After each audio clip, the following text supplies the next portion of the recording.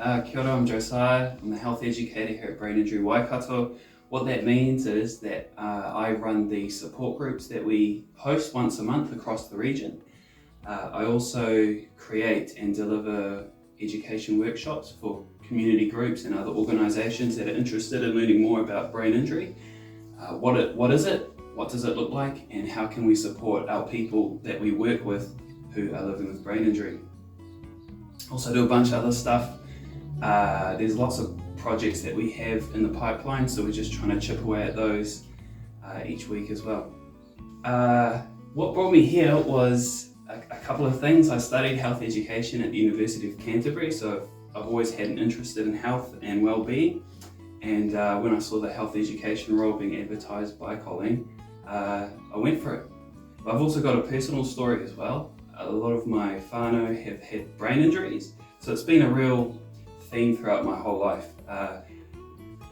So how do we support people with brain injury? What does recovery look like? What does it take to make progress? How do we define progress? All those kinds of things have been a huge part of my life. And then over the past 3 years, I've also been having to recover because I was in a motor vehicle accident and had a traumatic brain injury as a consequence. So I was just starting to get back on that workhorse when I saw this job being advertised. So I'm super thrilled and thankful to be able to be doing the work that I'm doing.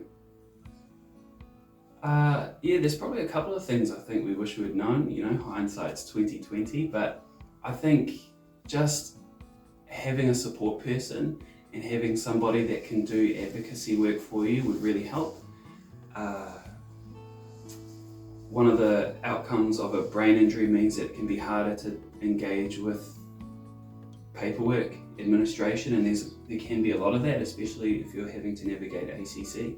So yeah, like knowing about some of the services that Brain Injury Waikato has on offer, for example, would have been really helpful, so we wouldn't have felt so alone through that journey. Actually, that's probably the main one. Yeah. There's a lot of support out there. There's a lot of good information out there. Yeah, that's what I'd say. Yeah, so for sure there'll be ups and downs. Recovery is not a straight line upwards. It's lots of ups and downs. But the research and the evidence is super clear. Our brains are pretty much always capable of making some kind of progress, and there are things that we can do to help. Personally, I don't believe that we're ever fixed in a certain point in time. Because our brains are so dynamic and are so capable of, making new connections, I think there's always the potential to make some kind of progress.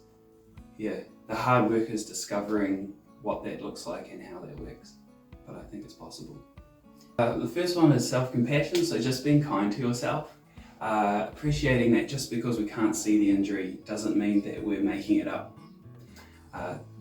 Taking regular breaks, discovering what that looks like for you. A break could be having a nap, but it could also be just having a chill time. Stopping what you're doing for a few minutes before going back to it.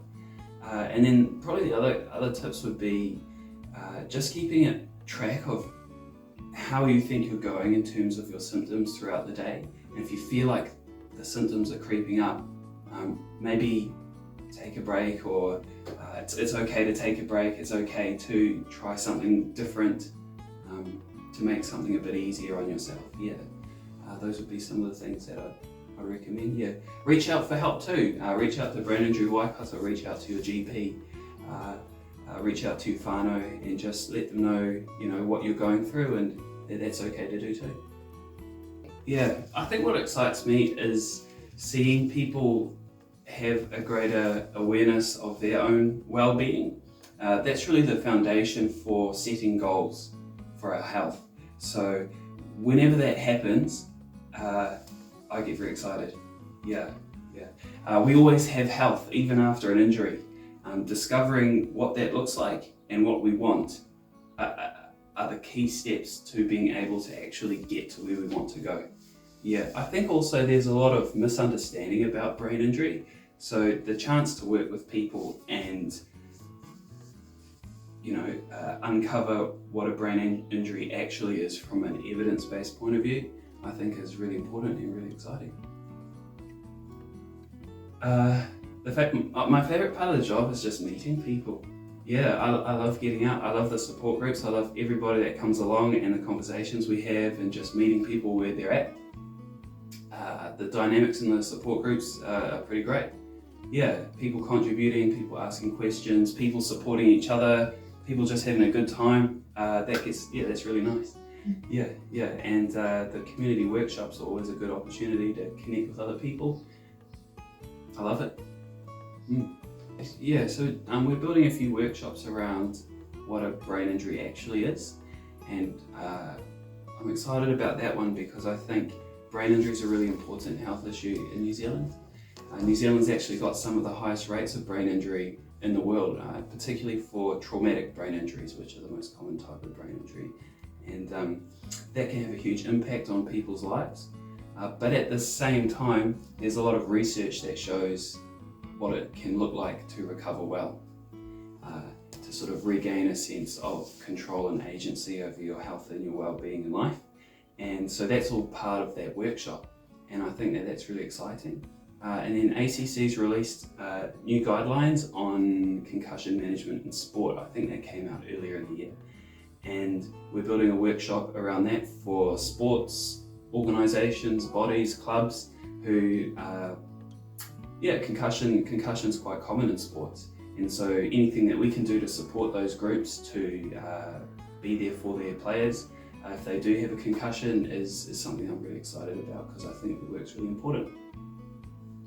Yeah, I think there's a lot of reasons. It really depends what level of brain injury you're talking about. So if we're to talk about concussions, which are a less severe form of brain injury, but still pretty significant, sports features quite highly. But if we go to the more severe end of traumatic brain injuries, then we know that motor vehicle accidents and just general accidents around the house, around the workplace would explain most of those injuries. Yeah, I think it's just under 1% of the population we would expect every year to have a traumatic brain injury of some kind. Look, if you've got any questions about brain injury, if you've got goals, if you've got concerns, if you have a brain injury or know somebody that does, we just would love to hear from you.